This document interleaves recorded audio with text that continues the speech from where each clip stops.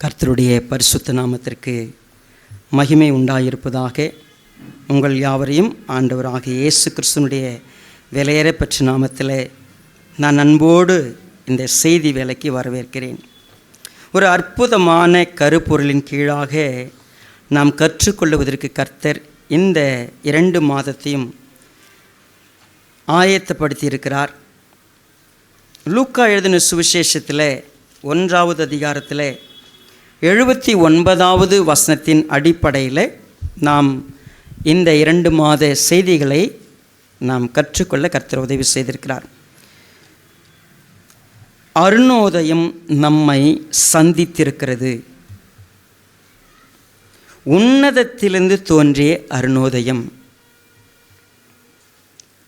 நம்முடைய வாழ்க்கையில் நாம் ஒரு காலத்தில் இருளின் பிள்ளைகளாக, அறியாமையின் பிள்ளைகளாக, இருட்டுன்னு சொன்னாவே ஏதோ ஃபிசிக்கலான டார்க்னஸ் அது மட்டும் இல்லை. ஃபிசிக்கல் டார்க்னஸ் அப்படிங்கிறது வெளிச்சம் இல்லை, ஒருவேளை சூரியன் இல்லை, சந்திரன் இல்லை அப்படின்னு சொன்னால், நமக்கு எலக்ட்ரிசிட்டி இல்லைன்னா ஒரு டார்க்னஸ் இருக்கு இல்லையா, அது இல்லை. சம்டைம் இந்த பூமியில் வாழ்கிறதுக்கான அறிவு, தெளிவு, ஒருவேளை எப்படி பிஸ்னஸ் பண்ணலாம், என்ன படித்தா எவ்வளோ சம்பாதிக்கலாம், நான் எப்படி ட்ரெஸ் பண்ணலாம், இந்த உலகத்தில் வாழ்கிறதுக்கான நாலேஜ் இருக்கு இல்லையா, அது உலகத்தில் யாரை பார்த்து வேணால் கற்றுக்கலாம். நம்ம எப்படி நடக்கணும், எப்படி பேசணும், என்ன எப்படி சாப்பிட்ணும், எல்லாம் உலகத்தில் யாரோ ஒருத்தர் நமக்கு சொல்லி கொடுத்துருவாங்க. நம்முடைய பேரண்ட்ஸ், அதே போல் நம்முடைய ரிலேட்டிவ்ஸ், ஃப்ரெண்ட்ஸ், நம்ம படிக்கக்கூடிய இடம், வேலை செய்யக்கூடிய இடம், இது எல்லாமே இந்த உலகத்தில் சிறப்பாக எப்படி வாழலாம், மெனி தே நோ, இதெல்லாமே என்னது ஆட்டோமேட்டிக்காக நமக்குள்ளே வந்துடும். பட் ஒரு பெரிய டார்க்னஸ் இருக்குது. அந்த டார்க்னஸ் என்ன அப்படின்னா, நாம் ஏன் இங்கே வந்தோம், ஏன் நம்ம பிறந்தோம், ஏன் நம்ம சாகிறோம், செத்ததுக்கு பின்னால் என்ன, இதெல்லாம் தத்துவங்களாக, மத ரீதியாக எல்லா மதங்களும் ஏதோ ஒன்று சொல்லுகிறது. ஒரு மதம் சொல்லுகிறது, இந்த மாதிரி 7 ஜென்மம் இருக்குது உனக்கு, இப்போ நீ மனுஷனாக பிறந்துட்ட, போன ஜென்மத்தில் ஒரு வேளை கழுதியாக பிறந்திருக்கலாம், அடுத்த ஜென்மத்தில் நின்னாவாக பார்ப்ப, ஒன்று குரங்காக இருப்ப, இல்லை நாயாக இருப்ப அப்படின்னு சொல்லி நம்புறாங்க நம்மளை. அவங்களுடைய அண்டர்ஸ்டாண்டிங் அது. ஒரு மார்க்கம் சொல்லுகிறது, நிச்சயமாகவே தேர் இஸ் எண்ட், ஒரே லைஃப் தான், செத்துட்டா அவ்வளோதாங்க, முடிஞ்சு போச்சு, அதுக்கு மேலெலாம் ஒன்றுமே கிடையாது, அவங்களுடைய நம்பிக்கை. இதெல்லாம் மனுஷங்க இப்போ ஒருவேளை பைபிள் எடுத்துங்க, இல்லை குரான் எடுத்துங்க, இல்லை பகவத்கீதை எடுத்துங்க, எல்லாருமே தே டென்ட் டு ஸ்பீக் இதுதான் ட்ரூத் அப்படின்னு பேசுகிறாங்க. ஆனால் கிறிஸ்தவர்களாகிய நீங்களும் நானும் நம்ம வெளிச்சத்துக்கிட்ட வந்தோன்னு சொல்கிறோம் இல்லையா, நாமும் நினச்சிக்கிட்டு இருக்கிறோம் நான் வெளிச்சத்தில் தான் இருக்கிறேன், வெளிச்சத்துக்கிட்ட வந்துட்டேன். நம்ம மனப்பாட வசனம் படிச்சிட்டோம், எழும்பி பிரகாசி உன் ஒளி வந்தது, கர்த்தருடைய மகிமை உன்மேல் உதித்தது. எழும்புப்பான்னு சொன்னால் நம்ம எத்தனை பேர் ஒளி வந்த பிறகு எழும்பி பிரகாசிச்சிருக்கிறோம்? சரி, நம்ம 2 வாரம் ஒருத்தவங்க லைஃப்பை படிச்சுட்டு வந்திருக்கிறோம். யார் அது? சகரியா, எலிசபெத். ஃபஸ்ட்டு வாரம் படித்தோன்னு நம்ம சகரியாவும் எலிசபெத்தையும் நல்லா படிச்சிட்டோம், சூப்பர், முடிஞ்சிச்சு. 2வது வாரமும் அதே தான் படிச்சிருக்கிறோம். ஆக்சுவலாக 3வது வாரமும் அதுதான் படிக்க போகிறோம். 3வது வாரம் மட்டும் இல்லை, 4வது வாரமும் அதுதான் படிப்போம். என்ன பாஸ்டர் அதுக்குள்ளே இருக்குது? ஏன் அப்படின்னா, ஒரு வார்த்தை 1வது அதிகாரம் 79வது வசனத்தில் சொல்லப்படுறது, உன்னதத்திலிருந்து தோன்றிய அருணோதயம் நம்மை சந்தித்திருக்கிறதுன்னு யார் சொல்கிறதுன்னு கேட்டிங்கன்னா சகரியா தான் சொல்கிறார். சகரியா இந்த வார்த்தையை சொல்கிற வரைக்கும் என்ன நடந்துச்சுன்னு ஆராய்ஞ்சு பார்த்தா எவ்வளோ பெரிய டார்க்னஸுக்குள்ளே சகரியா இருக்கிறாரு. எலிசபெத் இருந்தாங்க. ஸோ அவங்களுக்கு எப்படி அந்த வெளிச்சம் வந்தது அதை நம்ம புரிஞ்சிக்கினா தான் உங்களுடைய வாழ்க்கையிலும் என்னுடைய வாழ்க்கையிலும் நம்ம வேதத்தை படிக்கிறது ஒரு உபயோகமானது. ஸோ ஆகையினால் இன்றைக்கும் நம்முடைய வாழ்க்கையில் இருக்கக்கூடிய டார்க்னஸ் ஏதோ ஒரு பாட்டில் இன்னும் அறியாத ஒரு விஷயம், நம்ம புரிஞ்சிக்காத ஒரு விஷயத்தை கர்த்தர் இன்றைக்கு ஓப்பன் பண்ணி அருணோதய கீற்றுகள் நம்ம இருதயத்துக்குள்ளே பிரவேசிக்கிறதுக்கு கர்த்தரத்தில் ஒப்பு கொடுக்கலாமா? ஜெபிக்கலாமா? பரிசுத்த பிதாவே, நேசிக்கிறப்பா, இந்த அற்புதமான ஆசீர்வதிக்கப்பட்ட வேலைக்காய் ஸ்தோத்திரம். உம்முடைய வார்த்தை ஜீவன் உள்ளது. இந்த சத்தத்தை கேட்கிற எந்த இருதயத்துக்குள்ளும் ஊடுருவி பாய்வதற்கு பரிசுத்த ஆவியானவர் வல்லமையுடையவராயிருக்கிறீர். எங்களோடு கூட பேசுங்க. இந்த சந்திப்பு அருணோதயமாய் இருதயத்துக்குள் பிரவேசிக்கட்டும். உம்முடைய மகிமை விளங்கும்படியாய் அர்ப்பணித்து மீட்பர் பாதமணிந்த நன்றியோடு ஜெபிக்கிறோம் நல்ல பிதாவே, ஆமென். என் கூட லூக்கா எழுதின சுவிசேஷம் 1வது அதிகாரம்.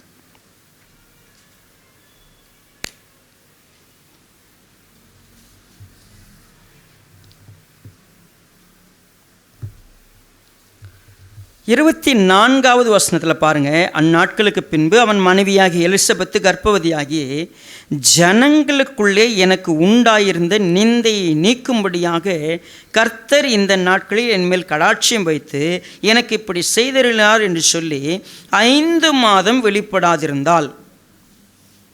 5 மாதம் அளவும் அவள் கர்ப்பவதி ஆனதை யாருக்கும் வெளிப்படுத்தவில்லை. See, aged person, ஒரு வயசானவங்க வச்சுக்கலாம், நம்ம ஒரு பேருக்கு எடுத்துப்போம். 60 வயசில் திடீர்னு கர்ப்பம் ஆகிட்டாங்கன்னா என்ன ஆகும்? நீங்கள் யோசித்து பாருங்கள். குழந்தையே இல்லைங்க அவங்களுக்கு. 60 வயசில் ஒருத்தவங்க கர்ப்பமாக இருக்கிறாங்க. 70 வயசில் கர்ப்பமாக இருந்தாங்கன்னா அவங்களுடைய மனநிலையை கொஞ்சம் யோசிக்கணும். மனநிலை எப்படி இருக்கும்? பயங்கர சந்தோஷம் இருக்கும். எஸ், சந்தோஷம் இருக்கட்டும். ஆனால் அதை சார்ந்து ஒரு ஃபியரும் இருக்கும். இப்போ 70 வயசில் ஒரு குழந்தையை தாங்கிறதுக்கு, அதை 10 மாதம் சுமக்கிறதுக்கு, டெலிவரி ஆகிறதுக்கு என்னென்ன சவால்கள் இருக்குது? நிறைய சவால் இருக்குது. சமீபத்தில் ஒரு ஃபேமிலி 9வது மாதம் நன்றி செலுத்துகிற கூட்டம் வச்சுருந்தாங்க. நாங்கள் அந்த கூட்டத்துக்கு போயிருந்தோம். அவங்களுக்கு திருமணமாகி 14 வருஷம் குழந்தை இல்லை. 14 வருஷமாக குழந்தை இல்லைன்ற ஒரு விஷயம் அவங்க வாழ்க்கையில் மிகப்பெரிய நிந்தை. அவங்க குடும்பத்தில் இருக்கிறவங்களாம் அந்த பிள்ளையை கேவலமாக பேசுனது, நடத்துனது எல்லாம் நடந்துருக்குது. 14 வருஷம் கழித்து கன்சீவ் ஆகிருக்கிறாங்க. ஆனால் கன்சீவ் ஆனது 6 மாதம் தெரியல. ஏன் தெரியல? அவங்களுக்கு பீரியட்ஸ் என்ன கிடையாது, ரெகுலர் கிடையாது, இர்ரெகுலர். ஸோ இந்த மாதம் இல்லை, அந்த மாதம் இல்லை, ஓகே நார்மல் தான் அப்படின்னு. ஆனால் வயிறு வலிக்குதுன்னு போய் ஸ்கேன் பண்ணி பார்த்தா டாக்டர் சொல்கிறாங்க, நீங்கள் எத்தனை மாதமாக கர்ப்பமாக இருக்கீங்க?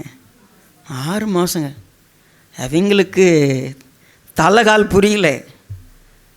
ஆண்டவர்கிட்ட கேட்டோம், எல்லாம் இப்படி இருந்தோம். திடீர்னு 6 மாதம் கழிச்சு நான் ஒரு வயிறு வலிக்குதுன்னு டாக்டர்கிட்ட போனால் டாக்டர் சொல்கிறாங்க, நீங்கள் கன்சீவாக இருக்கிறீங்க. அவங்களுடைய எக்ஸ்பீரியன்ஸ் அவங்க ஷேர் பண்ணாங்க வெடித்து. இந்த 6 மாதம் எனக்கு தெரியாது, ஆனால் இப்போ இந்த சமுதாயத்துக்கிட்ட நான் சொல்லணும் அப்படிங்கிற ஒரு இடத்துக்கு வரும்பொழுது என் தேவன் எவ்வளோ பெரிய மகத்துவமானவருங்கிறத என்னை தவிர வேறு யாரும் என்ன பண்ண முடியாது, சொல்ல முடியாது. அவங்க பேசின அவங்களுடைய சாட்சியை நான் கேட்டேன். அவங்களுடைய பேசுகிற ஒவ்வொரு வார்த்தைக்கும் அவங்களுக்கு கண்ணீர் இருந்துச்சு. அவங்க அழுதுகிட்டே தான் பேசினாங்க. என் அழுக எவ்வளோ பூரிப்பு, ரொம்ப சந்தோஷம். குட். இப்போது எலிசபெத்தினுடைய உள்ளம் என்னென்ன மூடில் சந்தோஷம் இருக்கும், பயம் இருக்கும், இன்னும் சொல்லப்போனால் இதெல்லாம் என்னன்னு யோசிக்கிறதுக்கு 5 மாதம் அளவும் அவளை பற்றி ஒன்றுமே இல்லை. அவள் வெளிப்படவே இல்லை, வெளிப்படுத்தவே இல்லை. எவ்ரிதிங் அவளுடைய இருதயத்துக்குள்ள இருக்குது. நம்ம இப்போ ஒரு பாட்டு பண்ணோம், எலிசபெத்தின் நற்குணங்கள். நம்ம என்னென்னு எலிசபெத்தை நம்ம ஆராய்ஞ்சிருக்கிறோமா? எலிசபெத்துக்கு என்ன நற்குணம் இருந்துச்சு? ஸோ எலிசபெத்தினுடைய நற்குணம், சகரியா சைட் பையில் கவனித்து பார்த்தா ஒரு பிரிஸ்ட்டு, கர்த்தருக்கு ஊழியம் செய்யக்கூடிய ஒரு நபர், லேவி கோத்திரத்தில் பிறந்து ஆசாரிய வகுப்பிலிருந்து போய் தூபம் காட்ட போன ஒரு மனுஷன், ரிலீஜியஸாக ஹீ நோஸ் த ஸ்கிரிப்சர். அவருக்கு கண்டிப்பாக வசனம் தெரிஞ்சிருக்கணும், கர்த்தர் யாருன்னு தெரிஞ்சிருக்கணும், எல்லாம் தெரிஞ்சு போனவர். கர்த்தர் சொன்ன வார்த்தையை சந்தேகிச்சதுனால இப்போ 5 மாதமாக அவரும் என்னவா இருக்கிறாரு? ஊமையாக இருக்கிறார். அவர் தான் ஊமையாக இருக்கிறார். இந்த அம்மாவும் சைலண்ட்டாகவே இருந்துட்டாங்க, எதுவும் என்ன பண்ணல, வெளிப்படுத்தவே இல்லை. 2 பேரும் 5 மாதம் சைலண்ட். 6வது மாதம் ரிலேட்டிவ் ஒருத்தவங்க வராங்க. அவங்க யாருன்னு பார்த்தா உண்மையாகவே எலிசபெத்துக்கு பயங்கர சந்தோஷம். ஆண்டவருடைய தாயார் அவங்கள சந்திக்க வந்திருக்கிறாங்க, சந்திச்சிட்டாங்க, எல்லாம் முடிஞ்சிருச்சு. லெட்ஸ் மூவ் டு 57 வசனம் 57க்கு வருவோம். எலிசபெத்துக்கு பிரசவ காலம் நிறைவேறின போது அவள் ஒரு புத்திரனை பெற்றாள். கர்த்தர் அவளிடத்தில் தம்முடைய இரக்கத்தை விளங்க பண்ணினார் என்று அவளுடைய அயலகத்தாரும் பந்து ஜனங்களும் கேள்விப்பட்டு அவளுடனே கூட சந்தோஷப்பட்டார்கள். சரி, இப்போது எலிசபெத்து கர்ப்பமாயிருந்து அவள் பிரசவித்திருக்கிறாள் என்கிற ஒரு செய்தி நிச்சயமாய் காட்டு தீயை போல் என்ன பண்ணியிருக்கிறது? பரவி இருக்கிறது. அயலகத்தார், பந்துஜனம், ரிலேட்டிவ், ஃப்ரெண்ட்ஸ். இன்னும் சொல்ல போனால் யார் அவங்களுடைய ரிலேட்டிவ்? ஆரோனுடைய குமாரத்தில் ஒரு தீவல், ஆசாரிய வகுப்பில் பிறந்தவர். அப்போ அவங்க சொந்தக்காரெலாம் யாராக தான் இருப்பா? ஆசாரிய வகுப்பில் இருப்பவங்க தான் இருப்பாங்க. ஸோ இனஜன பந்துக்கள் எல்லாம் பார்த்தீங்கன்னா லேவியர்களோ ஆசாரியர் குடும்பத்தை சார்ந்தவங்க. ஸோ அயலகத்தார்னு சொன்னால் மற்ற கோத்திரங்கள், மற்ற இஸ்ரவேலர்கள் இதெல்லாம் கேள்விப்படுறாங்க. எப்படா வயசான காலத்தில் ஒரு குழந்தை பிறந்திருக்கு, இது எவ்வளோ பெரிய ஆச்சரியம். எல்லாருக்கும் ஆச்சரியம் இருக்கலாம். ஆனால் நம்ம முதல் 2 வாரம் பார்த்தோம், யாருக்கு ஆச்சரியமாக இருக்கக்கூடாதுன்னா சகரியாவுக்கு ஆச்சரியமாக இருந்திருக்கக்கூடாது. என்ன காரணம்? சகரியானா என்னன்னு தெரியுமா உங்களுக்கு? பெயர் காரணம். கர்த்தர் என்னை நினைத்தருளினார். The Lord remembers. சகரியாவுடைய பேருக்கு என்ன அர்த்தம்? கர்த்தர் என்ன பண்ணியிருக்கிறாரு? நினச்சிக்கிட்டு இருக்கிறார், என்னை நினைச்சார். இப்போ நீங்கள் சொல்லுங்கள், உங்கள் எல்லாருக்கும் பேர் வச்சுருக்குறாங்களே, என்ன பேர் எதுக்கு வச்சாங்க? நீங்கள் நம்ம எல்லாருக்கும் பேர் வச்சுருக்குறாங்க, ஒவ்வொருத்தரும் சேர்ந்து. சொல்லப்போனால் சினிமா பார்த்துட்டு வந்து பேர் வச்சுருக்குறாங்க. ஆமாம் தானே? நிறைய பேரண்ட்ஸ் என்ன பண்ணியிருக்கிறாங்க, ஒரு சினிமா பார்த்துட்டு வந்து அந்த கேரக்டர் பேரை வச்சுருப்பாங்க. இன்னும் சொல்லப்போனால் அவங்க யாரையாவது பார்த்து இம்ப்ரெஸ் ஆகியிருந்தாங்கன்னா அவங்க பேரை வச்சுருப்பாங்க. ஓகே, பேர் வைக்கிறதுக்கு நிறைய மெத்தட் இருக்குது. போகிற போக்கில் யாராவது இந்த பேரை வைங்கன்னு சொல்லிட்டு போயிருப்பாங்க. நம்ம 4 பேர்கிட்ட கேட்போம், இது என்ன பேர் அப்படின்னு சொல்லிட்டு. ஆனால் நீங்கள் வேதாகமத்தை கூட ட்ராவல் பண்ணியிருந்தீங்கன்னா, ஆண்டவர் வந்து ஒருத்தனை கூப்பிடுறார். முதல் ஆபிராம் என்பவனை கூப்பிட்டு, உன் பேர் இனிமேல் என்ன கிடையாது, ஆபிராம் இல்லை, ஆபிரகாம் என்று அழைக்கப்படும். சாராய் இல்லை, இனிமேல் உன் பேர் என்னது, சாராள். இப்போ நல்லா யோசிங்க, நம்ம எல்லாரும் பேர் வச்சுட்டாங்க. நமக்கு நம்ம படிக்கிற காலத்தில் நம்ம எல்லாருக்குமே மனசில் வந்திருக்கோம், இவங்களை யாரா இந்த பேரை வைக்க சொன்னாங்க? என் பேர் இது கிடையாது, ஆக்சுவலாக என் பேர் என்னவாக தான் இருக்கணும், இப்படி தான் இருக்கணும். நம்ம பேரை லைட்டாக என்ன பண்ணியிருப்போம் தெரியுங்களா? ஆமாம், ஆக்சுவலாக கிருத்திகான்னு முழுசாக கூப்பிட்டா பிடிக்காது. என்னென்னு கூப்பிடுங்க. அந்த கிருத்திகான்னு சொல்லாதீங்க.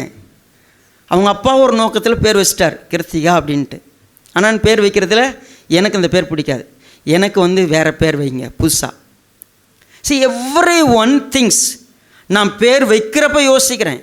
எங்கள் சாரா ஜெனிஃபருக்கு அந்த பேர் பிடிக்காது. என்ன பண்ணாதீங்க, சாரால் ஜெனிஃபர்னு முழுசாக என்ன பண்ணக்கூடாது, அப்படி இருக்கக்கூடாது. என் பேர் என்ன பண்ணுங்கள், ஆதார் கார்டு எழுதுறவங்ககிட்ட போய் சொல்கிறா என் பேரை என்ன பண்ணுங்கள் லைட்டாக அந்த எல்லில் சேர்க்காதீங்க, சாரா மட்டும் போடுங்க. See, every one thinks about their name. ஒருவேளை உங்களுக்கு ஹீரோ பேர் ஒருவேளை அஜித் விஜய்னு பேர் வச்சுருந்தாங்கன்னா I'm happy, okay, that's fine, எனக்கு என்ன இல்லை, பிரச்சனை இல்லை. ஒருவேளை உங்கள் பேர் யாராவது சஞ்சலன்னு வச்சுருந்தாங்கன்னா என்ன பண்ணுவீங்க? Serious, I'm so serious. ஒரு ஹாஸ்பிட்டலில் நான் போய் உட்காந்துட்ருக்கிறேன். நர்ஸ் கூப்பிட்றாங்க, சஞ்சலம் பேர் என்னது, சஞ்சலம் அந்த அம்மா பேர். சீரியஸுங்க, பேர் வச்சுருக்குறாங்க. நீங்கள் போய் பேர்களை தேடி பாருங்கள், வினோதமான பேர்கள். சரிங்களா? உண்மையாகவே உங்களுக்கு பேர் வச்சுருக்கிறப்போ திடீர்னு போத்தீஸ் கடைக்கு போயிட்டு வந்தாங்களா, அதனால் அந்த பொண்ணுக்கு பேர் என்னது, பையனுக்கு பேர் போத்தீஸ். யாராவது தமிழ்நாடுன்னு பேர் வச்சு பார்த்துருக்கீங்களா? பிள்ளைக்கு இருக்கிறாங்க, நிறைய பிள்ளைகளுக்கு பேர் இருக்குது. ஓகே, சகரியாவுக்கு அவங்க அப்பா அம்மா பேர் வச்சிட்டாங்க சகரியான்னு. என்னன்னு சொல்லி வச்சிருக்கிறாங்க, கர்த்தர் உன்னை நினைத்திருக்கிறார். நல்ல பயபக்தியுள்ள குடும்பம். கர்த்தரை நினச்சிருக்கிறார்னு ஒருவேளை 70-80 வயசு வரைக்கும் அந்த பேருக்கான அர்த்தம் மனசில் இருந்துருந்துச்சுன்னா கர்த்தர் என்னை சந்திக்கிறாருங்கிறத அவன் என்ன பண்ணியிருக்கணும், புரிஞ்சிருக்கணும். எப்படி புரிஞ்சிருக்கணும்? அவனுக்கு ஒரு செய்தி சொல்லப்படுகிறது. லூக்கா 1வது அதிகாரத்தில் என்ன செய்தி சொல்லப்படுகிறது? 13வது வசனத்தில், தூதன் அவனை நோக்கி, சகரியாவே பயப்படாதே, உன் வேண்டுதல் கேட்கப்பட்டது, உன் மனைவியாக எலிசபெத்து உனக்கு ஒரு குமாரனை பெறுவாள், அவனுக்கு யோவான் என்று கிளியர் கட்டாக சொல்லப்பட்டுடுச்சு. என்ன சொல்லப்படுது? நீ ஒரு பேர் வைக்கணும்ப்பா. உன் பேர் சகரியா, உனக்கு ஒரு பையன் பிறப்பான். அந்த பையனுக்கு நீ என்ன பேர் வைக்கணும்? யோவான்னு பேர் வைக்கணும். யோவான்னா என்ன? ஜான். என்ன அர்த்தம்? ஜான் பிரதருக்கு தெரியுமா? காட், அதாவது லார்ட் இஸ் கிரேஷியஸ். தேவன் கிருபையாக இருக்கிறார், கிருபையோடு உன்னை சந்திக்கிறார். இதுதான் பேர். இங்கே பாருங்க, இப்போது சகரியா என்கிற பேருக்கும் யோவான் என்கிற பேருக்கும் க்ளோஸ் ரிலேட்டிவ் இருக்குது. என்ன? கர்த்தர் உன்னை நினைத்திருக்கிறார், கர்த்தர் உன் மீது கிருபையாக இருக்கிறார். சரி, இப்போ நம்ம சம்பவத்துக்கு வருவோம். குழந்தை பிறந்துருச்சு. 58வது வசனத்தில் பார்க்குறோம், கர்த்தர் அவளிடத்தில் தம்முடைய இரக்கத்தை விளங்க பண்ணினார் என்று அவருடைய அயலகத்தாரும் பந்து ஜனங்களும் கேள்விப்பட்டு அவளுடனே கூட சந்தோஷப்பட்டார்கள். கவனித்து பார்த்தா எல்லாருமே ஒரு விஷயத்தை தெளிவாக பேசுகிறாங்க. கர்த்தர் அவளிடத்தில் தம்முடைய இரக்கத்தை என்ன பண்ணியிருக்கிறாராம் சொல்கிறாங்களா? கர்த்தர் உங்களுக்கு என்ன பண்ணியிருக்கிறார்? இரக்கம் பாராட்டியிருக்கிறார். கர்த்தர் மேலே கிருபையாக இருக்கிறார். எல்லாம் ஓகே இது வரைக்கும். ஆனால் எங்கே பிரச்சனை ஸ்டார்ட் ஆகுது? அடுத்த வசனத்தை பாருங்கள். 8ஆம் நாளிலே பிள்ளைக்கு விருத்த சேதனம் பண்ணும்படிக்கு அவர்கள் வந்து அதன் தகப்பனுடைய நாமத்தின்படி அதற்கு சகரியா என்று, ஆக்சுவலாக எல்லா ஜனமும் சேர்ந்து வந்து 8ஆம் நாளில் விருத்த சேதனம் பண்ணும்பொழுது குழந்தைக்கு பேர் வைக்கணும். என்ன பேர் வைக்கணும்? அப்பா வாயை மூடி உக்காந்துங்கிறார், அம்மாவும் அதிகமாக எதுவும் பேசலை. இப்போ நம்ம 2 பேர் பேசலாம், ஊரே பேச ஆரம்பிச்சிருச்சு. ஊர் இப்போ பேர் வைக்குது. என்னென்னு சொல்லுங்கள்? சகரியா புள்ள சகரியா. இது வரைக்கும் பைபிள் எங்கேயாவது அப்படி பார்த்துருக்குறீங்களா?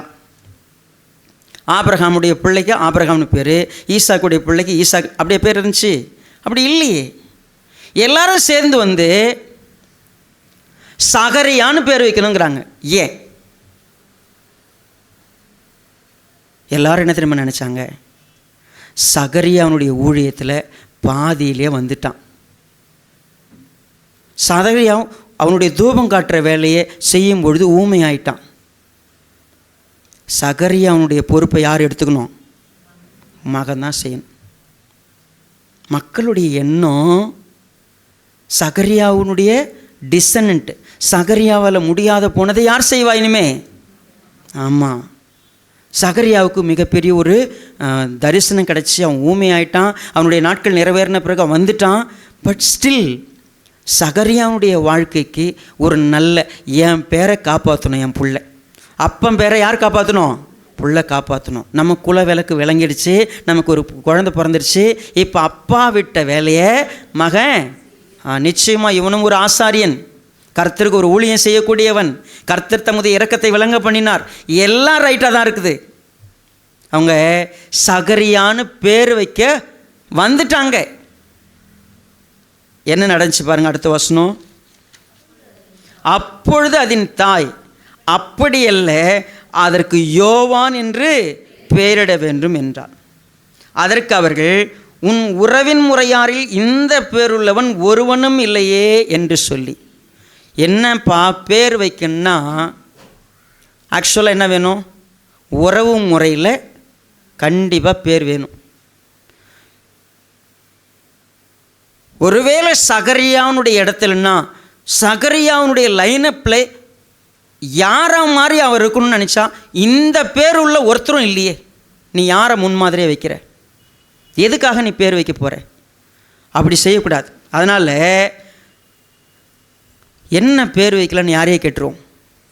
சகரியாவே கேட்கலாம். பாருங்கள், அதன் தகப்பனை நோக்கி, இதற்கு என்ன பேரிட மனதாயிருக்கிறீர் என்று சைகையினால் கேட்டார்கள். அவன் எழுத்து பலகையை கேட்டு வாங்கி, இவன் பேர் யோவான் என்று எழுதினான். எல்லாரும் ஆச்சரியப்பட்டார்கள். ஆக்சுவலாக சாதாரணமாக இதை படிக்கிறப்போ நம்ம எல்லாருக்குமே இதில் என்ன விஷயத்தை கர்த்தர் நம்ம இடத்துல பேச விரும்புகிறார் அப்படிங்கிறத நம்ம உணர்வதே இல்லை. ஸோ தயவு செய்து ஒரு குறிப்பிட்ட காரியத்தை நம்ம புரிஞ்சுக்கணும் அப்படின்னு சொன்னால், லிசன் கேர்ஃபுல்லி, தயவு செய்து இந்த வார்த்தையை கவனமாக பாருங்கள். தேவன் சந்திக்கிறார், தேவன் நம்மை சந்திக்க விரும்புகிறார். நம்மை சந்திக்க விரும்புகிறார் என்று சொல்லும் பொழுது, நாம் அநேக நேரங்களில் இருட்டில் இருக்கிறதுனால, நம்ம புரியாமல் இருக்கிறதுனால நம்ம என்ன செஞ்சிடறோம்? கர்த்தர் பேசுகிறத கவனிக்கிறதில்ல.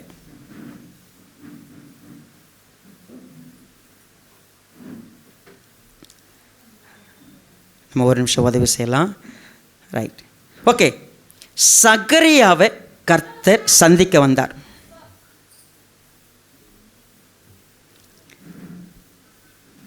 சகரியாவை கர்த்தர் சந்திக்க வந்துட்டார். சகரியாவுக்கு தெரிஞ்சிச்சா? சகரியாவுக்கு விசுவாசம் மேலே கர்த்தர் சொன்னது. கர்த்தர் என்ன சொன்னார்னு எதுவுமே அவனுக்கு புரியல, அதை ஏற்றுக்க முடியல, அதை நம்ப முடியல. Right, first point. கர்த்தர் என்ன பண்ணார்? அவ்விசுவாசத்தை சிட்சித்துட்டார், சிட்சித்து சொல்லி கொடுத்தார். இப்போ கர்த்தர் குடும்பத்தை சந்திக்க விரும்புகிறார். என்ன சந்திக்க விரும்புகிறார்? நீ பேர் வைக்கணும்னு சொன்னால் என்ன பேர் வைக்க போகிற? உறவின் முறையார் எல்லாம் சேர்ந்து வந்து ஒரு பேர் வைக்க வராங்க. மேக்சிமம் பார்த்தீங்கன்னா நம்ம லைஃப் எல்லாம் கவனித்து பாருங்கள், ஒரு நிமிஷம் நிதானமாக யோசித்து பாருங்கள். நீங்கள் உங்களுடைய எதிர்காலம், ஒருவேளை உங்களுக்கு ஒரு குழந்தை பிறந்தா என்ன பேர் வைப்பீங்க? எதுக்காக பேர் வைப்பீங்க? இந்த பேர் என்ன சொல்லும்? எல்லாருக்கும் பிடிச்ச பேர் வைக்கணுமா? எல்லாரும் எதிர்பார்க்குற மாதிரி பேர் வைக்கணுமா? ஆக்சுவலாக ரெண்டு பெற்றவர்களும் பேசாதவங்க இப்போ பேச போகிறாங்க. they need to reject. அவள் அப்படி அல்ல என்று தெளிவாக சொல்லிட்டா. மாமா சொன்னார், அத்தை சொன்னாங்க, பெரியப்பா பேசினார், சித்தப்பா சொன்னார். நிறுத்துங்க, அது அப்படி கிடையாது. சகரியா கிடையாது. பேர் என்ன தெரியுங்களா? யோவான். ஏன் யோவான்? ஆக்சுவலாக நான் என் குழந்தைக்கு பேர் வைக்கணும்னு சொன்னான். நான் எப்படி பேர் வச்சேன்? ஆக்சுவலாக கர்த்தரை அறியாத காலத்தில், கர்த்தரை புரிஞ்சிக்காத காலத்தில், நான் கர்த்தருடைய திட்டம் தெரியாத காலத்தில் என் பிள்ளைக்கு எப்படி பேர் வைக்கணும்? ஃபஸ்ட்டு பேர் வைக்கிறேன், ஸ்டெஃபின் பேர் வைக்கிறேன். ஏன் ஸ்டெஃபின் பேர் வைக்கிறேன்? எனக்கு ஒரு விளையாட்டு வீராங்கனையை பிடிக்கும், அவங்களுடைய விளையாட்டு பிடிச்சிருந்துச்சி. ஓகே, என் பிள்ளையும் ஒரு விளையாட்டில் ஒரு சிறப்பான ஒரு நபராக வரணும், அதனால் ஸ்டெஃபின்னு பேர் வைக்கிறேன். அடுத்தது மகன் பிறக்கிறான், மகனுக்கு பேர் வைக்கணும். பேர் வைக்கிறதுக்கு கொஞ்ச நாளைக்கு முன்னாடி நான் ரொம்ப பிரியமாக எனக்கு இருந்த ஒரு நபர் இறந்துட்டாங்க, அவங்களுடைய பேரை வைக்கணும். ஓகே, இவ்வளோதான் என்னுடைய அண்டர்ஸ்டாண்டிங். ஆனால் சகரியாவுக்கு சொல்லப்படுகிறது, நீ உனக்கு ஒரு பையன் பிறப்பான், அந்த பையனுக்கு நீ பேர் இதுதான் வைக்கணும். பேரில் என்னங்க இருக்குது? பேர் என்ன வேணால் இருக்கலாம்ல, மண்ணாங்கட்டின்னு கூட தான் பேர் இருக்கலாம். அதனால் பேர் எல்லாம் செஞ்சிருமா? இல்லை. அநேகருக்கு உங்கள் வீட்டில் ஒரு பேர் வச்சுருப்பீங்க, ஊரில் ஒரு பேர் வச்சுருப்பாங்க. நீங்கள் ஆக்சுவலாக சொல்லுங்கள், வீட்டில் கூப்பிட்ற பேர் ஒன்று இருக்கும், ஊரில் கூப்பிட்ற பேர் ஒன்று இருக்கும். நமக்கு ஒரு பேர் ஒன்று விளங்கியிருக்கும், அந்தாளா அப்படின்னு நமக்கு ஒரு பேர் சொல்லுவாங்க. ஆக்சுவலாக நம்ம எதில் தெரியுமா காயப்படுவோம்? நம்முடைய லைஃப் என்னவோ அதுக்கு ஒரு பேர் சொல்லப்படும் பார்த்தீங்களா, அது நிச்சயமாக நம்மளை ரொம்ப வருத்தப்படுத்தும். நம்மை குறித்து ஒரு பேர் இருக்குது. யோவான்னு பேர் வைன்னு சும்மா சொல்லிங்க, அதுக்கு பின்னால் ஒரு பெரிய ஒரு விஷயம் இருக்குது. அவருக்கு இயேசு என்று பேரிடுவாயாக ஏன் சொல்லப்பட்டது? இயேசுன்னு சும்மா பேர் கிடையாது. ஜீசஸ்ன்னு அவருக்கு சொல்லணும்னா என்ன காரணம்? யோவான்னு சொல்லணும் என்ன காரணம்? நம்ம பைபிள் படிச்சிட்டோம், இவ்வளவு காலம் ஆச்சு.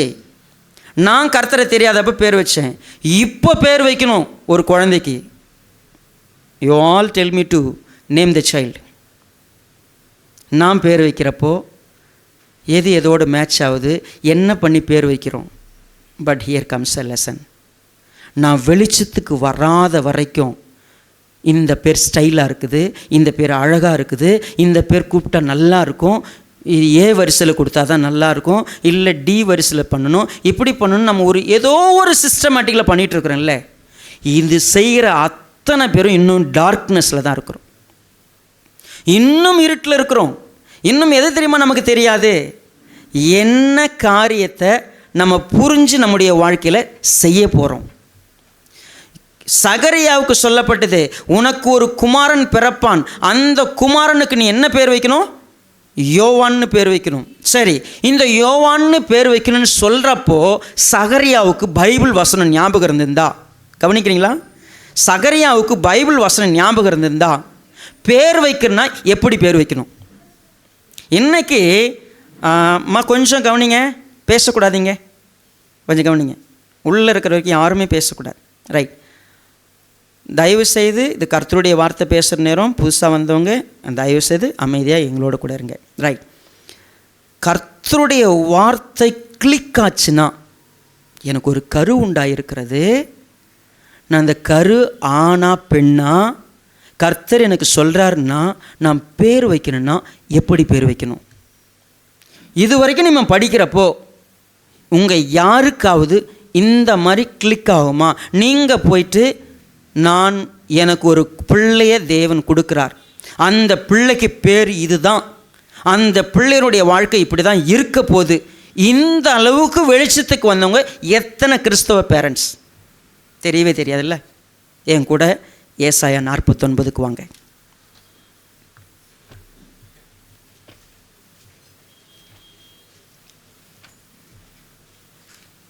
ஏசாயா 49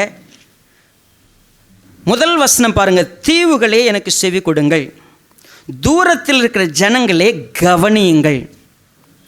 தாயின் கர்ப்பத்தில் இருந்தது முதல் கர்த்தர் என்னை அழைத்து, நான் என் தாயின் வயிற்றில் இருக்கையில் என் நாமத்தை எனக்கு பேர் என்னன்னு எப்போவே சொல்லிட்டாரு. ஹலோ, தாயின் வயிற்றில் இருக்கும்போது எனக்கு யார் பேர் வைக்கிறா? தேவனே பேர் வைக்கிறார். சரி, நீங்கள் பெற்றெடுக்க போகிற குழந்தைக்கு பேர் என்னன்னு நீங்கள் சூஸ் பண்ணுறதா, தேவன் சூஸ் பண்ணுறதா? நீங்கள் எத்தனை பேரண்ட்ஸ், எத்தனை பேர் ஏன் குழந்தை இதுதான், எனக்கு தேவன் கொடுக்குற குழந்தைக்கு பேர் இதுதான், இப்படித்தான் என் குழந்தை இருக்க போகுது அப்படின்னு முடிவு பண்ணுறவங்க எத்தனை பேர்? பாருங்க, அவர் என் வாயை கூர்மையான பட்டயமாக்கி தமது கரத்தின் நிழலால் என்னை மறைத்து என்னை துலக்கமான அம்பாக்கி என்னை தமது அம்பரா துணியிலே மூடி வைத்தார். அவர் என்னை நோக்கி, நீ என் தாசன் இஸ்ரவேலே, நான் உன்னில் மகிமைப்படுவேன் என்றார். பாருங்க, அநேகர் என்ன செய்கிறோமா, விருதாவாய் உழைக்கிறேன், வீணும் உயர்த்தமாய் என் பலனை செலவழிக்கிறேன், ஆகிலும் என் நியாயம் கர்த்தரிடத்திலும் என் பலன் என் தேவனிடத்திலும். பாருங்க, குறிப்பா தாயின் கர்ப்பத்தில் இருக்கும்போதே கர்த்தர் தமக்கு தாசனாக என்னை உருவாக்கினார். ஆக்சுவலாக ஒரு வயிற்றில் கரு உருவாகுதுன்னா யாருடைய தீர்மானம்? தேவன் தீர்மானிக்கணும். மனுஷங்க விருப்பப்பட்ட நடக்குதா? எஸ். தவறான விதத்தில் குழந்தை கருத்தரிக்க முடியுமா? எஸ். தேவனுடைய அனுமதி இல்லாமல், தேவனுடைய திட்டம் இல்லாமல், தீர்மானம் இல்லாமல், விருப்பம் இல்லாமல் ஒரு குழந்தை உருவாக்க முடியுமா? உருவாக்க முடியும்.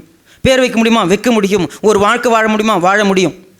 ஆனால் அந்த டார்க்னஸ்க்கு மத்தியில் தேவன் ஒரு கருவை உருவாக்குவதற்கு நான் கர்த்தருடைய அந்த வழி நடத்துதலை முதல்ல நம்பணும். கர்த்தர் என்னை எப்படி தெரியுமா சந்திக்கிறாரு? சகரியாவுடைய வாழ்க்கை நான் உங்களுக்கு சொன்னேன். சகரியா எலிசபெத் இருந்த காலம் 400 வருஷ காலம் கர்த்தர் என்ன பண்ணல? பேசவே இல்லை. ஆனால் எனக்கு பேர் வச்சாங்க, கர்த்தர் ஒன்று நினச்சிக்கிட்டு இருக்கிறாருன்னு. 400 வருஷமாக கர்த்தர் பேசவே இல்லை, எனக்கு பேர் வைக்கிறாங்க, கர்த்தர் ஒன்று நினைக்கிறார். கர்த்தரை இப்போ என்னை நினச்சிருக்கிறாரா? கர்த்தர் நினச்சாருன்னா கர்த்தர் என்னை சந்திப்பார்னு ஒருவேளை சகரியா காத்திருந்துருக்கணும். சரி, சந்தித்த பிறகு சொன்னார், கர்த்தர் உன் மேலே ரொம்ப இரக்கமாக இருக்கிறாரு. உன் மேலே மட்டும் இல்லை, இந்த ஒட்டுமொத்த உலகத்து மேலே கர்த்தர் எப்படி இருக்க போகிறாரு? இரக்கமாக இருக்க போகிறார். ஒரு நியூஸ் இந்த உலகத்துக்கு போக போகுது. என் வீட்டிலேருந்து ஒரு நியூஸ் இந்த உலகத்துக்கு போகணும். தேவனுடைய தெரிந்தெடுப்பு. கர்த்தர் பூமி மேலே இரக்கமாக இருக்கிறார், மனுஷங்க மேலே இரக்கமாக இருக்கிறார். அந்த செய்தி யார் வீட்டு மூலமாக போக போகுது? என் வீட்டு மூலமாக போகுது. நான் ஒரு பேர் வைக்க போகிறேன் என் பிள்ளைக்கு. என்ன பேர் அது? இந்த வாரம் பேர் வைக்கிறதுக்கு முயற்சி பண்ணோம். நானும் சென்ட்ரலாகவும் பேசிக்கிட்டோம். குழந்தை போய் பார்த்த உடனே, அம்மா என்ன பேர் வைக்க போகிறேன்? ஃபஸ்ட்டு பேர் நீங்கள் தான் வைக்க போகிறீங்க, 2வது பேரை நான் வச்சுட்டேன். என்ன பேருடா? ஒரே ஒரு டைரி என்கிட்ட கொடுத்து, நான் இதெல்லாம் வாசிங்க, இந்த அடிப்படையில் தான் இந்த குழந்தைக்கு நான் பேர் வைக்க போகிறேன். என் குழந்தைக்கு நம்பிக்கைன்னு நான் பேர் வைக்கணும். ஹோப்புங்கிறது கண்டிப்பாக அவன் பேரில் இருக்கணும். ஏன்னா என் விசுவாசமும் நம்பிக்கையும் இப்படி தான் இருந்துச்சு. என் மகனுக்கு நான் அதை தான் பாஸ் பண்ண விரும்புகிறேன். ஃபஸ்ட்டு பேர் நீங்கள் செலக்ட் பண்ணுங்கள். நான் சொன்னேன், உன் பிள்ளைக்கு நான் எப்போ பேர் வச்சேன்? வயிற்றில் இருக்கும்போது நான் பேர் வச்சிட்டேன். பிள்ளை நான் கர்ப்பத்தில் இருக்கும்போதே நான் அவனுக்கு பேர் வச்சிட்டேன். என்ன பேர் வச்சிங்க? நான் பேரை சொன்னோடனே அவள் உள்ளம் அப்படி களி கூர்ந்துச்சு. அவனுக்கு சார்லஸ்ன்னு நான் பேர் வச்சிருக்கிறேன் அப்படின்னு சொன்னேன். ஏன்? உனக்கு நான் 2 முறை உனக்கு பிரச்சனையாகி 2 முறை நடந்தப்போ ஏன் நடந்துச்சுன்னு எனக்கு தெரியாது. அது உனக்கும் கர்த்தருக்குமான பர்சனல் ரிலேஷன்ஷிப். நீ தான் கர்த்தர்கிட்ட கேட்டிருக்கணும், ஏன் ஆண்டவரே என்ன இப்படி நடத்துனீங்க, என்ன காரியத்தில் என்ன இப்படி கூப்பிட்டு வரீங்கன்னு எனக்கு தெரியாது, என்கிட்ட சொல்லுங்கள், நீ கர்த்தர்கிட்ட கேளு. ஆனால் இப்போ நான் உனக்காக நான் கர்த்தர்கிட்ட பேசினேன். ஆண்டவரே, அவள் என்கிட்ட பழகின நாள்லேருந்து ஒரு விஷயம் என்கிட்ட சொல்லுவான். நான் ஆம்பளை பிள்ளையாக இருந்தால் உங்கள் கூட இருந்து உங்களுடைய பிள்ளையாக நான் ஊழியம் செய்வேன். நான் பொம்பளை பிள்ளையாக பிறந்துட்டேன், நான் என்னால் முடிஞ்ச மற்ற ஊழியத்தை செய்கிறேன். ஆனால் ஒரு ஊழியக்காரனாக என்னால் ஒரு பாஸ்டர் ஆக முடியாது இல்லையா? ஸோ அதனால் எனக்கு அதுதான் மனசில் கஷ்டம். ஆனால் அவள் வாய் திறந்து எனக்கு ஆம்பளை பிள்ளைய கொடுங்கன்னு என்ன பண்ணல, அவள் என்கிட்ட சொல்லலை. அப்போ நான் என்ன பண்ணேன், உனக்காக நான் ப்ரேயர் பண்ணேன். ஆண்டவரே, இப்போது கர்ப்பத்தில் முதல் முறை என்கிட்ட கர்ப்பம் உருவான உடனே என்கிட்ட சொன்ன உடனே சொன்னேன், ஆண்டவர்கிட்ட சொன்னேன், ஆண்டவரே இந்த முறை அவளுக்கு நீங்கள் ஒரு ஆண் குழந்தையை கொடுங்க, அவன் நிச்சயமாக ஒரு ஊழியக்காரனை உருவாக்குறதுக்கு நீங்கள் விரும்புகிற மாதிரி ஒரு ஊழியக்காரன். எந்த மாதிரி ஊழியக்காரன்? எனக்கு கண் முன்னாடி உறவின் முறையில் ஒரு நபர் இருக்கிறாங்க. அந்த நபர் எப்படிப்பட்ட நபராக இருக்கிறாரு, அதே போல் ஒருத்தரை உருவாக்குறதுக்கு வாய்ப்பு கொடுங்க. அதனால் அவனுக்கு பேர் வந்து சார்லஸ்ன்னு இருக்கட்டும். ஸோ உண்மையாகவே இதை சொன்ன உடனே அவன் என்கிட்ட ஷேர் பண்ணுது, என் மனசு முழுக்க இந்த பேர் தான் இருந்துச்சு. நான் சொன்னால் நீங்கள் ஒத்துக்க மாட்டீங்களோன்னு நான் நினச்சிக்கிட்டு நான் என்ன பண்ணலை, உங்ககிட்ட நான் சொல்லலை. அதே பேரை நீங்கள் சொல்கிறீங்கன்னா அது யாருடைய வார்த்தை? இது கர்த்தருடைய வார்த்தை. நான் விசுவாசிக்கிறேன். See, naming the child, John அப்படின்னு பேர் வைக்கணும் அப்படின்னு சொன்னான்.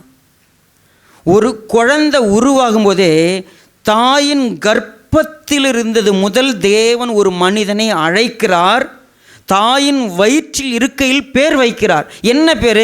எனக்கு நீங்கள் குழந்தை கொடுக்குறீங்களே, இந்த குழந்தை நீங்கள் ஆணாக கொடுத்தீங்கன்னா இப்படி வளர்ப்பேன், பெண்ணாக கொடுத்தீங்கன்னா இப்படி வளர்ப்பேன். பேரை நான் கரு உருவானோன்னே நான் பேர் வைக்கிறேன். பேர் எப்படி? நீங்கள் எனக்கு உணர்த்துவதன் மூலமாக. நான் சிம்பிளாக நான் மட்டும் யோசிக்க முடியாது, என் கூட இன்னொருத்தர் யோசிக்கணும், இன்னொருத்தர் என் கூட எடைப்படணும். ஒன்று கணவன் மனைவி 2 பேரும் சேர்ந்து ஒரு ஊழியக்காரங்க சேர்ந்து எங்கள் பிள்ளைய கர்த்தருக்குள்ளே இப்படி தான் கொண்டு வர போகிறோம். ஏன்னா நாங்கள் வெளிச்சத்துக்கு வந்திருக்கிறோம். கர்த்தர் எங்களை சந்திச்சிருக்கிறார். சிம்பிள். நம்ம படிக்கிற பொழுது கொஞ்சம் கனெக்ட் பண்ணி பாருங்கள். சங்கீதம் 139 நம்ம என்ன பார்க்குறோம்? முதல் 3 வசனம் உங்களுக்கு எல்லாருக்குமே ரொம்ப பிடிச்சமான ஒரு சங்கீதம். அது அடிக்கடி நீங்கள் படித்த ஒரு சங்கீதம். சங்கீதம் 139. கர்த்தாவே, நீர் என்னை ஆராய்ந்து அறிந்திருக்கிறீர், என் உட்காருதலையும் என் எழுந்திருக்குதலையும் நீர் அறிந்திருக்கிறீர், என் நினைவுகளை தூரத்திலிருந்து அறிந்திருக்கிறீர், நான் நடந்தாலும் படுத்திருந்தாலும் என்னை சூழ்ந்திருக்கிறீர், என் வழிகளெல்லாம் உமக்கு தெரியும். 14வது வசனம். நான் பிரமிக்கத்தக்க அதிசயமாய் உண்டாக்கப்பட்டபடியால் உம்மை துதிப்பேன், உமது கிரியைகள் அதிசயமானவைகள், அது என் ஆத்துமாவுக்கு நன்றாய் தெரியும். நான் ஒளிப்பிடத்திலே உண்டாக்கப்பட்டு பூமியின் தாழ்விடங்களிலே விசித்திர வினோதமாய் உருவாக்கப்பட்ட போது என் எலும்புகள் உமக்கு மறைவாயிருக்கவில்லை. 16வது வசனம். என் கருவை உம்முடைய கண்கள் கண்டது, என் அவயவங்களில் ஒன்றாகிலும் இல்லாத போதே அவைகள் அனைத்தும் அவைகள் உருவேற்படும் நாட்களும் உமது புஸ்தகத்தில். எத்தனை பேர் நீங்கள் படிக்கிறீங்க? இந்த பைபிள் நம்ம கையில் வந்து எத்தனை வருஷம் ஆச்சு? என் கரு உருவாகிறதுக்கு முன்னாடியே என்னை பற்றி சகலமும் எழுதப்பட்டிருக்குது. ஏன் இதை நான் படிச்சுட்டு அப்படி மூடி தூக்கி தூரம் வச்சிடுறேன். கல்யாணமான 2 பேர், கர்த்தாவே எங்களுடைய அடுத்த சந்ததி யார், என்னை எங்கள் மூலமாக இந்த உலகத்தில் செய்யணும்னு நினைக்கிறீங்களோ அதுக்கு நாங்கள் தயாராக இருக்கிறோம். குழந்தை இல்லை குழந்தை இல்லை குழந்தை இல்லைன்னு என்னவெல்லாம் செய்கிறோமே. ஏன்? கர்த்தர் என்னை சந்திப்பார், கர்த்தர் என்னை நினைப்பார், கர்த்தர் கிருபையாக இருப்பார். எனக்கு கொடுத்தாலும் சரி கொடுக்கலனாலும் சரி தேவன் அற்புதமாய் நடத்துவாருங்கிற விசுவாசம் என்னை என்ன பண்ண தெரியுங்களா? தேவன் என்ன சொன்னாரோ அதை மட்டும் பார்க்கணும். எலிசபெத்தும் சகரியாவும் இப்போ ஒரு வேலை செய்கிறாங்க. சொந்த பந்தங்கள் சூழ்ந்து வந்து அதற்கு சகரியான்னு பேர் வை. ஏன் அப்படின்னா காரணம் இது. அவங்க ஒரு காரணம் சொல்கிறாங்க. தே இம்பேக்ட். அவங்க ஒன்றும் கெட்டவங்களாம் இல்லை. ஆக்சுவலாக அவங்கள நீங்கள் கெட்டவங்களாக பார்க்காதீங்க. அவங்களுக்கு தெரிஞ்சதை அவங்க சொல்கிறாங்க. அவங்க அனுபவம், அவங்களுடைய விருப்பம், அவங்களுடைய impact. But parents should know, கர்த்தர் என் வாழ்க்கையில் ஒரு வெளிச்சத்தை கொண்டு வந்திருக்கிறார். எனக்கு ஒரு வெளிச்சம் இருக்குது. எனக்கு எல்லா செயல்பாட்டுக்கும் ஒரே ஒரு சோர்ஸ் தான், வசனம்தான். எனக்கு குழந்தை பிறக்கணுமா வேணாமா, குழந்தை பிறந்துச்சுன்னா என்ன குழந்தை, அந்த குழந்தையுடைய வாழ்க்கையின் டிசைன் என்னவாகணும் அந்த குழந்தை. நான் ஸ்டெஃபின் பேர் வச்சுட்டு அவர் விளையாட்டு வீராங்கனையாக மாறணும் மனசில் நினச்சிருந்தேன். அப்போ கர்த்தர், நான் ஒரு சாதாரணமாக சர்ச்சுக்கு போகிற ஒரு நபர், பைபிள் படிக்கிற நபர், எனக்கு கதையெல்லாம் தெரியும், எல்லாம் நான் ஒரு சாதாரண ஒரு கிறிஸ்தவன். அப்போ என் பிள்ளைக்கு அடுத்து ஸ்டெஃபின்னு அடுத்து பையனுக்கு வரும்போது எஸ் வரிசையில் என்ன வைக்கலாம், சச்சின்னு பேர் வச்சிடலாம். ஏன்னா எனக்கு கிரிக்கெட் விளையாடி டிஸ்ட்ரிக்ட் லெவல் வரைக்கும் போயிருக்கிறேன், அவன் இன்டர்நேஷ்னல் லெவலுக்கு போகணும், என் மனசில் இந்த ஆசை அது. அப்போ என் பிள்ளை யாராக இருக்கணும், ஒரு விளையாட்டு வீரனாக வரணும், அதுக்கு அவனுக்கு அந்த பேர் வைக்கலாம். அவ்வளோதான் எனக்கு தெரிஞ்சிச்சு. ஆனால் என் மகளை அழைத்த தேவன் அவளுக்கு என்ன வாழ்க்கையில் என்னவாக அவள் இருக்க போகிறாள், அவளை யாராக நான் உருவாக்க போகிறேன், எனக்கு எல்லா தகவலும் சொல்லப்படுகிறது. சகரியாவுக்கு சொல்லப்படுகிறது, அவன் எப்படி இருக்கணும், தாயின் வயிற்றில் இருக்கும்போது பரிசுத்த ஆவியினால் அவன் என்ன பண்ணப்பட்டிருப்பான், நிரப்பப்பட்டிருப்பான். அவன் எப்படிப்பட்ட ஒரு வாழ்க்கையில் இருக்க போகிறான், சகலமும் வகையறுத்து சொல்லப்படுகிறது. நான் இன்னும் உலக இருட்டிலேயே உட்காந்து என் வாழ்க்கையை பார்ப்பேன்னா, வேதத்தின் வெளிச்சத்தில் என் வாழ்க்கை என்ன, நான் செய்யக்கூடிய ஒரு சின்ன விஷயம் கூட எப்படி அர்த்தம் உள்ளதாக இருக்கும். நான் ஏன் இப்படி பேர் வைக்க போகிறேன், நான் உண்மையாகவே இன்றைக்கி சார்லஸ் ஹோப்புன்னு பேர் வைக்கிறேன்னா என்ன அர்த்தம், அது பேருக்கு வச்சுட்டு அவனை வேறு கண்டபடி வளர்த்துடலாமா, இல்லை. நான் ஒரு பேர் வைக்கிறேன் அப்படின்னு சொன்னால் அந்த பேருக்கு பின்னால் ஒரு சரித்திரம் இருக்கிறது, அதற்கு ஒரு காரணம் இருக்கிறது. அந்த காரணத்தின் அடிப்படையில் தான் எங்கள் வாழ்க்கையே இருக்க போகிறது. எனக்கு விசுவாசம் இல்லைங்க ஒரு நேரத்தில், ஆனால் இப்போ விசுவாசம் வந்துருச்சு.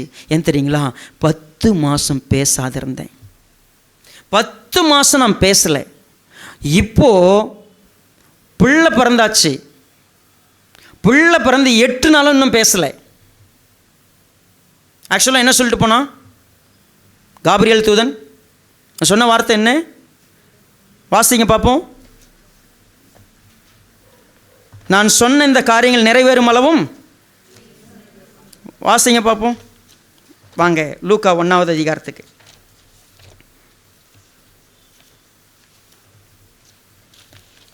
1வது அதிகாரம் 20வது வசனம். இதோ தகுந்த காலத்தில் நிறைவேறப் போகிற என் வார்த்தைகளை நீ விசுவாசியாதபடினால் இவைகள் சம்பவிக்க மட்டும், ஆமாம், இந்த சம்பவிக்கிற நாள் மட்டும் நீ பேசக்கூடாமல், ரைட். அப்படின்னா குழந்தை பிறந்தவொன்னே என்ன பண்ணியிருக்கணுமே, பேசலை 8 நாள். இப்போது அவன் வாய் கட்டவிழ்க்கப்படுகிறது, அவன் பேசுவதற்கு, கவனித்து பாருங்கள். இப்போது 63வது வசனம். அவன் எழுத்து பலையை கேட்டு வாங்கி இவன் பேர் யோவான் என்று எழுதினான். எல்லாரும் ஆச்சரியப்பட்டார்கள். உடனே அவனுடைய வாய் திறக்கப்பட்டு அவனுடைய நாவும் கட்டவிழ்க்கப்பட்டு தேவனை ஸ்தோத்தரித்து பேசினான். சிம்பிள். அவனுடைய ஃபெய்த் இல்லாத ஒரு ஃபெய்த் இப்போ வந்திருக்கு. என்ன வந்திருக்குது, இந்த 10 மாதம் அளவும் அவன் மனசுக்குள்ளே ஒரு விஷயம் திரும்ப திரும்ப ரிங்க ஆரம்பிடுது. தேவன் சொன்ன வார்த்தையை நான் என்ன பண்ணல, நம்பலை. தேவன் சொன்ன வார்த்தையை நான் கவனிக்கலை. இப்போ அப்படி கிடையாது. நான் அவனுக்கு யோவான்னு பேர் வைக்கணும்னா அந்த குழந்தை யாராக இருக்க போகிறாங்கிற தீர்மானம் சகரியாவுக்கும் எலிசபெத்துக்கும் வந்துச்சு. ஏன் அவனுக்கு யோவான்னு பேர் இன்னும் இப்போ தான் பலகை கேட்டு வாங்கி எழுதுகிறான். மனைவி கிட்ட எப்படி சொல்லியிருப்பான், மனைவி கிட்ட சொல்லியிருந்தால் அதுவும் வேதம் சொல்லியிருக்கும். 2 பேரும் ஒருமித்து ஒரே பேருக்குள்ளே நிற்கிறாங்க. எப்படி வந்தாங்க, இந்த 10 மாதத்தில் விழுந்து போனவங்களுடைய விசுவாசம் இப்பொழுது சரியான பாதையில் வந்திருக்கிறது. எங்கள் வாழ்க்கைக்கு ஒரு அர்த்தம் வந்துருச்சு. எங்கள் வாழ்க்கையில் இனிமே எங்களுக்கு சொல்லப்பட்ட வார்த்தையை நாங்கள் கவனிக்கணும். ஏன்னா அந்த வயிற்றில் இருக்கிற குழந்தை பரிசுத்த ஆவியினால் நிரப்பப்பட்ட ஒரு குழந்தையாக இருக்கிறது. அந்த எலிசபெத்து பரிசுத்த ஆவியினால் நிரப்பப்பட்டவளாக இருக்கிறா. உண்மையாகவே தண்டனைக்குள்ளாக இருக்கிற சகரியா ஒரு காரியத்தை மனதில் சிந்திச்சுட்டே வரான். என்ன சிந்திச்சிட்டான், இந்த குழந்தை யார், இந்த குழந்தை மூலமாக என்ன நடக்க போகிறது, நான் முழுமையாக அதுக்கு ஒப்பு கொடுக்குறேன். ஆக்சுவலாக நீங்கள் யாராவது உங்கள் லைஃப் கர்த்தர் எங்கேயோ போயிட்டு இருந்தவங்களை கர்த்தர் என்னை கூப்பிட்டு நான் உன்னை சந்திக்கணும்ப்பா, உன் மூலமாக இந்த உலகத்தில் எனக்கு ஒரு வேலை இருக்குது, நீ பிறந்தல்ல, உன்னை நான் படைச்சேன்ல, உனக்கு ஜீவன் கொடுத்தேன்ல, உன்னை கூப்பிட்டு ஒரு நாள் நான் சந்திக்கிறேன். நீ தேவாலயத்துக்கு வந்த, இந்த செய்தி எப்படியோ உன் காதில் வந்துச்சுல்ல, உங்கள்கிட்ட ஒரே ஒரு நியூஸ் சொல்லுன்னு நினச்சேன். என்ன நியூஸ் தெரியுமா? அது நான் உன் மேலே கிருபையாக இருக்கிறேன், உன்னை நான் சந்திக்க விரும்புகிறேன், உன் மூலமாக ஒன்றை செய்ய விரும்புகிறேன், உன் மூலமாக இந்த உலகத்தில் ஒன்று நடக்க போகிறது. அது என்ன நீ கவனிச்சுன்னா நான் சொல்லி தருவேன். நீ கவனி. உன் பேருக்கு, உன் வாழ்க்கைக்கு ஒரு அர்த்தம் இருக்க போகுது. உன் மூலமாக இந்த உலகத்தில் ஒன்று நடக்க போகுது. ஆக்சுவலாக நீ சரியாக கவனிச்சா, அருணோதயம் உன்னை சந்திக்கிறத நீ பார்த்தா, நீ பிடிச்சிக்கிட்டா, நீ உணர்ந்தா, உன் லைஃப் என்னவா தெரியுமா இருக்கும்? அடுத்த வசனத்தில் இருக்கு, அதனால் அவர்களை சுற்றி வாசமாயிருந்த யாவருக்கும் பயம் உண்டாயிற்று. மேலும் யூதேயாவின் மலைநாடெங்கும் இந்த வர்த்தமானங்கள் எல்லாம் அவைகளை கேள்விப்பட்டவர்கள் எல்லாரும் தங்கள் மனதிலே அவைகளை வைத்து கொண்டு, இந்த பிள்ளை எப்படிப்பட்டதாக இருக்குமோ, கர்த்தருடைய கரம் அந்த பிள்ளையோட. சரி, சிண்ட்ரெல்லா ஸ்டோரி எத்தனை பேர் இப்போ கேள்விப்பட்டீங்க?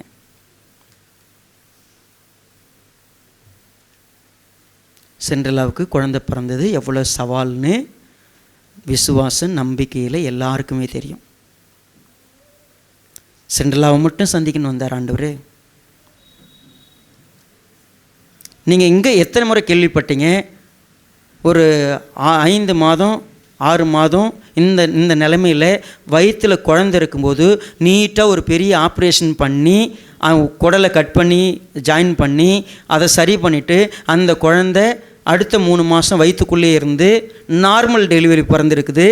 ஒரு குழந்தை இப்படி வந்திருக்குது அப்படின்னு சொன்னால், கர்த்தர் ஏதோ ஒன்றை உங்ககிட்டையும் எங்கிட்டையும் பேசினார்னு எத்தனை பேருக்கு பயம் வந்துச்சு? எத்தனை பேர் இந்த சங்கதிகள்லாம் மனசில் வச்சுக்கிட்டு என்னவோ கர்த்தர் இந்த பூமிக்கு செய்ய விரும்புகிறாரு, அது என்னன்னு எத்தனை பேர் யோசித்தோம்? பேர் வைக்கிறதுலையும் இப்படி நடந்திருக்குதுன்னு சொல்லி ஒரு செய்தி இப்போ நான் இன்றைக்கி சொல்லிட்டேன். எத்தனை பேர் அப்படியா அப்படின்ட்டு அப்படி ஏஞ்சி போகிறவங்க? எத்தனை பேர் இந்த வர்த்தமான்களை கேள்விப்பட்டு வாழ்க்கையில் இதில் ஒரு பெரிய சத்தியம் அடங்கியிருக்கிறது, இது என் வாழ்க்கையில் நான் மறக்கவே மாட்டேன். ஒருவேளை இதுக்கு முன்னாடி பேர் வச்சவங்கலாம், ஆண்டவரே எதுக்கு என் பிள்ளைக்கு நான் பேர் வச்சேனே தெரியல, அந்த குழந்தை எப்படி வளரணும்னு நான் உங்ககிட்ட கேட்கவே இல்லை, நான் அதுக்கு அர்த்தமே இல்லாத ஒரு வாழ்க்கை வாழ்ந்துக்கிட்டு இருக்கிறோம். ஆனால் இனிமே கல்யாணம் ஆகிறவங்களும் சரி, குழந்தைக்கு கர்த்தரத்தில் கேட்குறவங்களும் சரி, நீங்கள் இந்த உலகத்தில் என் மூலமாக, என் பிள்ளை மூலமாக இந்த உலகத்தில் ஏதோ ஒன்று செய்ய விரும்புகிறீங்கள, அது என்னது சொல்லுங்கள், நான் உங்ககிட்ட கேட்க விரும்புகிறேன். அந்த அருணோதயம் சந்திக்க விரும்புகிறது, அந்த வெளிச்சம் நம்மை சந்திக்க விரும்புகிறது. ஆனால் நாமும் எல்லாமே கேட்டு 400 வருஷம் பேரெல்லாம் சகரையானலாம் வைக்கிறவங்களாக இருந்தாங்க, ரிலீஜியஸாக கர்த்தருக்கு பயப்படுறவங்களாக இருந்தாங்க, எல்லாம் இருந்துச்சு. ஆனால் கர்த்தர் என் வாழ்க்கைக்கு வச்சுருக்கிற திட்டம் என்னென்னு கேட்குறதுக்கு விருப்பம் இல்லாத இருந்தாங்க. ஆனால் இன்றைக்கு சகரியாவும் எலிசபெத்தும், இந்த குழந்தைக்கு பேர் யோவான், யார் சொல்கிறதையும் நாங்கள் கேட்க மாட்டோம். உலகத்தின்படி அவன் இருக்க போகிறதில்ல. அந்த குழந்தை எப்படி தெரியுமா இருக்க போகிறான்? அவன் வாழ்க்கையே வித்தியாசமாக இருக்க போகுது. இந்த உலகத்தில் அவனுடைய பேர், ஒருவேளை அவன் பேரை நம்பிக்கைன்னு நாங்கள் வச்சிட்டோம்னா, என்னடா அவன் பேர் நம்பிக்கைன்னு வச்சுருக்குறாங்க, எதுக்கு வச்சாங்க? நான் அந்த அம்மாவை கூப்பிட்டு கேட்டேன், ஏம்மா உனக்கு சஞ்சலன்னு பேர் வச்சாங்க? நான் 6வது பொண்ணுங்க எங்கள் அப்பாவுக்கு. எங்கள் அப்பா எனக்கு சஞ்சலன் ஏன் தெரியுமா பேர் வச்சார்? நான் பிறந்தது அவருக்கு சஞ்சலமா, அதனால் என் பேர், எங்கள் 5வது அக்கா பேர் அஞ்சலங்க. எனக்கு என் வாழ்க்கை வேதனை. சரி, இது நான் ஜோக்குக்கு சொல்ல, உண்மையாகவே மரகதன்னு பேர் வச்சாங்க. பேர்லாம் அப்போல்லாம் பழைய ஆளுங்க பேர்லாம் கேளுங்க. ஆனால் சீரியஸ் வச்ச பேர்லாம் விட்டுட்டு, எங்கள் ஊரில் தாங்க பேர் வினோதமாக இருக்கும். ஒருத்தன் பேர் கண்ணன், காதன், மூக்கன், வரிசையா. என்ன வாழ்க்கை, என்ன அர்த்தம்? உண்மையாகவே எங்கள் வீட்டுக்கு பக்கத்தில் இருக்கிற அம்மா பேர் எயிலாம்பாங்க. என்னடா எயிலாங்கிறேன்னு, அழகாக பேர் வச்சுருக்காங்க, எழிலால். அவங்க பேர் என்னது? ஆமாம் தானே. சென்னையில் ஒரு பிரிட்ஜுக்கு பேர் வந்து அமட்டம் பிரிட்ஜு. என்ன பிரிட்ஜு? அமட்டம் பிரிட்ஜு. யாரா அமட்டனுக்கெல்லாம் பிரிட்ஜு கட்டினது அப்படின்னு நம்ம போய் கேட்டால் அது ஹால்மிட்டன் பிரிட்ஜு. என்ன பிரிட்ஜ் அது? ஆமாம். என்ன எங்கள் ஊரில் டீப்புன்னும்பாங்க. ஏன்டா எனக்கு பேர் டீப்புன்னு? அவங்களால என்ன கூப்பிட முடியாது, ஸ்டீஃபன்னு கூப்பிட முடியாது. பேரில் என்னங்க இருக்குது? பேரில் ஏதாவது விளங்கிருச்சா? இல்லை. அந்த ஊரில் ஸ்டீஃபன் அப்படிங்கிற ஒரு நபர் யார் அப்படிங்கிறத உண்மையாகவே எனக்கு பேர் வைக்கிறப்ப என் பேரண்ட்ஸ் அவன் இப்படி வரணும் அப்படிங்கிற எண்ணம், ஒருவேளை எனக்கு குழந்தை பிறந்தா நான் இப்படித்தான் நடத்துவேங்கிற சிந்தையோடு விசுவாசத்தோடு ஒருத்தவங்க பேர் வச்சு நடத்துகிறாங்கன்னா, பேர் வைக்கிறதோடு இல்லை, அதுக்கப்புறம் அந்த குழந்தை வளர்றதில்ல, கர்த்தருடைய கரம் கூட இருந்துச்சு, கருவில் இருந்துச்சு. அந்த பிள்ளை வளர்ந்ததுலேருந்து வாழ்கிற வரைக்கும் கர்த்தருடைய கரம். இது எல்லாம் தேவனுடைய திட்டம். என் வாழ்க்கையில் கர்த்தர் சந்திச்சார்னா, கவனிங்க, ஒட்டுமொத்த தேசமும் என் வாழ்க்கையை பார்க்கும், ஆச்சரியப்படும். இது வரைக்கும் எந்த கிறிஸ்தவ வாழ்க்கை அப்படி ஆச்சரியமாக இருக்குது? நம்ம எல்லோரும் எப்படி தெரியுமா ஆச்சரியப்படுத்த நிரம்புகிறோம்? உண்மையாகவே நம்ம கிராமத்தில், நான் பிறந்த கிராமத்தில் நான் நடந்துக்கிற என்னுடைய வசதியை பார்த்துவேன்னா அவங்க ஆச்சரியப்படலாம். ஆனால் என்னுடைய குணம், நான் நடந்துக்கிற தன்மை எப்படி ஆச்சரியப்படுவாங்க? ஒருவேளை இது வரைக்கும் குழந்தை பெற்று எல்லாம் வளர்த்து எல்லாம் ஆளாட்டு பரவாயில்ல, உங்களுக்கு ஒரு பேரன் பிறப்பான், நம்ம தானே. இதுக்கு மேலே உங்கள் வீட்டில் உங்களுக்கு குழந்தை பிறக்காதுன்னு விட்டுருங்க, ஆனால் உங்களுக்கு ஒரு பேரன் பிறப்பாங்க. உங்களுக்கு அடுத்த ஒரு சந்ததி வரும். அவங்க யாராக பிறக்கணும், அவங்களுக்கு என்ன பேர் இருக்கணும், அவங்க எப்படி நடக்கணும், அவங்களுடைய தன்மை என்ன, அவங்களுடைய குணாதிசயம் என்ன, உங்களுடைய செயல் என்ன, யாரோடு நான் கேட்பேன். ஏன்னா உயிரை உண்டாக்குறது கடவுள் தான், தேவன் தான் நமக்கு ஜீவனை கொடுக்குறார். அவர் தான் இந்த பூமியில் எத்தனை நாள் நம்ம வாழ போகிறோன்னு நிர்ணயிக்கிறார்.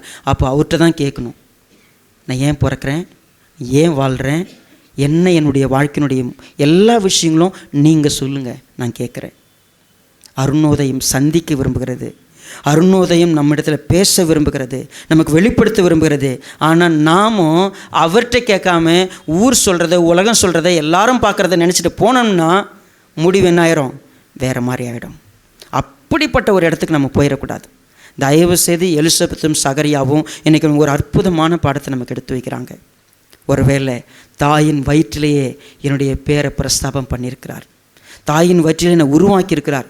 பிரமிக்கத்தக்க விதமாய் அதிசயமாய் உண்டாக்குற ஒரு தேவன், அவர் உங்களுடைய வாழ்க்கையும் என்னுடைய வாழ்க்கைக்கும் ஒரு அர்த்தம் வச்சுருக்கிறார். இன்றைக்கி குழந்தைகள் நிறைய பேர் கர்த்தருடைய சமூகத்தில் அர்ப்பணிக்கப்படுறாங்க. உண்மையாகவே அவங்க யாராக வளரணும்? சவாலுங்க. இந்த 3 குழந்தை அப்படி வளர போகிறது பெரிய சவால். சரீர ரீதியாக, ஒருவேளை சோஷியலாக, ஃபிசிக்கலாக, எல்லாத்துலேயும் பிரச்சனை இருக்குது. பட் தேவனுடைய கரம் கூட இருந்து எப்படி நடத்த போகுது, அதுக்கு சபை எப்படி அதை பார்க்க போகுது, நாம் எப்படி அவங்களை நடத்த போகிறோம், ஆயத்தப்படலாம். கர்த்தருடைய சமூகத்தில் நம்ம ஒப்பு கொடுப்போம். கண்கள் மூடி நம்ம ஜெபிக்கலாம். பரிசுத்த பிதாவே, நேசிக்கிறப்பா, இந்த அற்புதமான நேரத்துக்காக ஸ்தோத்திரம்.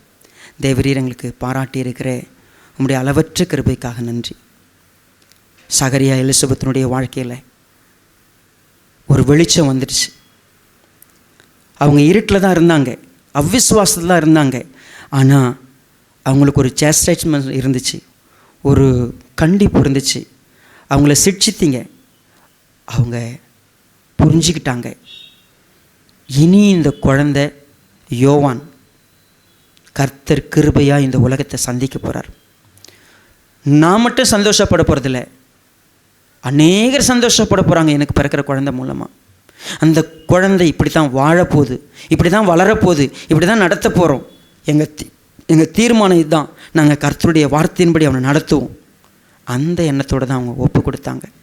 கர்த்தாவே, அவன் யாராக வாழணும்னு நீங்கள் சொல்கிறீங்களோ அப்படி தான் அந்த குழந்தைய நாங்கள் வளர்க்குறோம். அப்படிங்கிறதுல எங்கள் குழந்தைகளை குறித்து நாங்கள் அக்கறையாக இருக்க உதவி செய்யுங்க. ஆண்டவரே, இது வரைக்கும் அறியாமல் ஏதோ நோக்கத்தில் நாங்கள் எங்கள் பிள்ளைகளை பெற்று வளர்த்துருப்போம். ஏதோ ஒரு மக்கள் முன்னாடி உன்னதமாக உயரமாக இப்படிலாம் இருக்கணும்னு நாங்கள் ஆசைப்பட்டிருப்போம். அது எல்லாத்தையும் கர்த்தருடைய சமூகத்தில் தாழ்த்துறோம். ஞானமாய் உமக்கு பிரியமாய் குழந்தைகள் வளர்க்க கிருபை செய்யுங்க. உம்முடைய மகிமை ஆளுகை செய்யட்டும். நீர் எங்களை வழிநடத்தும்படியாக ஒப்பு கொடுத்து மீட்பெரும் அருமை ரட்சகருமாய் இருக்கிற கர்த்தராகிய இயேசு கிறிஸ்துவின் நாமத்தில் தாழ்மையோடு ஜெபிக்கிறோம் நல்ல பிதாவே. ஆமென்.